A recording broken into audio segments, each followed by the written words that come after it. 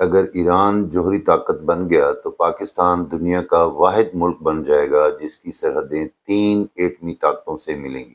کی تاریخ میں پہلی بار کسی ایک ملک کو ایسی صورتحال کا سامنا کرنا پڑ رہا ہے۔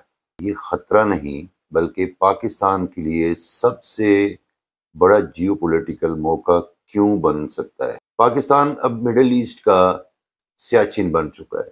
آپ کو کیا لگتا ہے، کیا 3 جوہری ہمسایوں والا پاکستان ایک خطرہ ہے یا ایک سپر پاور کی بنیاد؟ یہ بات آپ کو حیران کر دے گی۔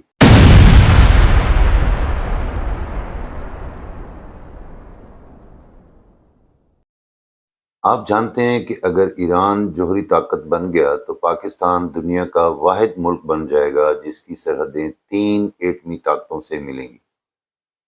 مشرق میں بھارت، شمال میں چین اور مغرب میں ایران۔ کیا آپ جانتے ہیں کہ تاریخ میں پہلی بار کسی ایک ملک کو ایسی صورتحال کا سامنا کرنا پڑ رہا ہے؟ آج کے اس ویڈیو میں آپ کو بتائیں گے کہ یہ خطرہ نہیں بلکہ پاکستان کے لیے سب سے بڑا جیو پولیٹیکل موقع کیوں بن سکتا ہے۔ آپ سے ریکویسٹ ہے کہ ویڈیو کو آخر تک دیکھیں، چینل کو سبسکرائب کریں اور اگر پسند آئے تو اپنے دوستوں میں ضرور شیئر کریں کیونکہ یہ بات آپ کو حیران کر دے گی۔ آج ہم بات کر رہے ہیں پاکستان کے اس نیوکلیر نیبرہڈ کی جو ابھی بن رہا ہے۔ اگر ایران جوہری ہتھیار حاصل کر لیتا ہے تو پاکستان دنیا کا واحد ملک بن جائے گا جو 3 جوہری طاقتوں کے بیچ میں کھڑا ہوگا۔ 3 الگ الگ سرخ لکیریں، 3 الگ الگ ایجنڈے اور ایک ملک جو ان سب کے عین درمیان میں ہے۔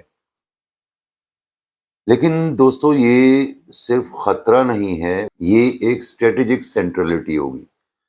اب دیکھیں یہ کس طرح پاکستان کو خطے کا گیم چینجر بنا سکتا ہے۔ پہلا پوائنٹ، ابنائے ہرمز پر ایران کا کنٹرول اور سعودی عرب اور کویت کے 17 ملین بیرل کے اسٹریٹجک ریزروز پاکستان میں رکھنے کی بات کے بعد اب چین اور پاکستان مل کر کراچی کے قریب پاکستانی پانیوں میں تیل نکالنے کا کام جنگی بنیادوں پر شروع کرنے والے ہیں۔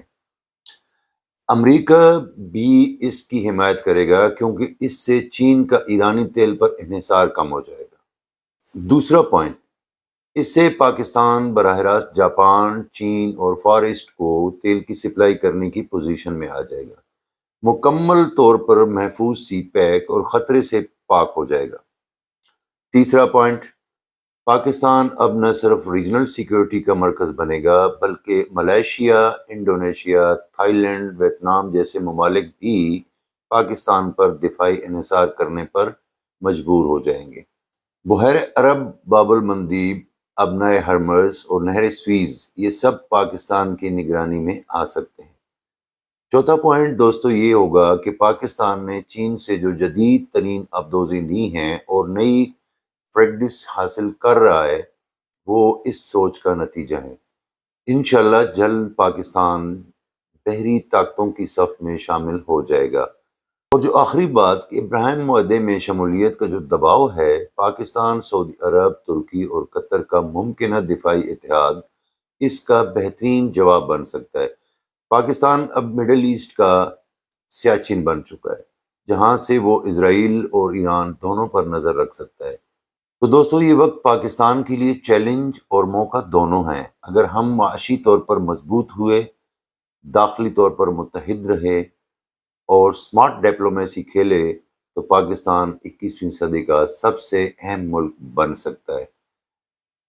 اب بتائیں آپ کو کیا لگتا ہے، کیا 3 جوہری ہمسایوں والا پاکستان ایک خطرہ ہے یا ایک سپر پاور کی بنیاد؟